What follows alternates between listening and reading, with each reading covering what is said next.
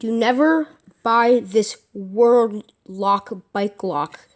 It can get broken with a very concealed bolt cutter. This easy. Slip it in, squeeze it.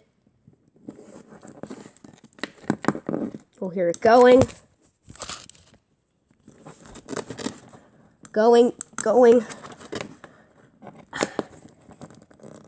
Got to adjust it.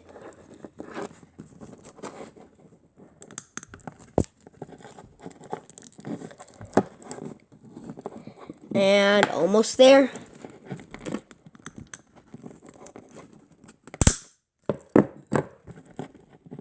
Right there. Cut through. That easy. Just don't buy this World Lock bike lock. It won't hold up to somebody wanting to steal your bike. Just stole it.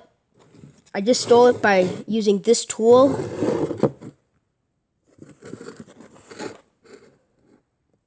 A Doyle electrical cord cutter. Doesn't even meant to do this, but it does the job just fine. Until next time, like, subscribe, leave a comment. Bye-bye.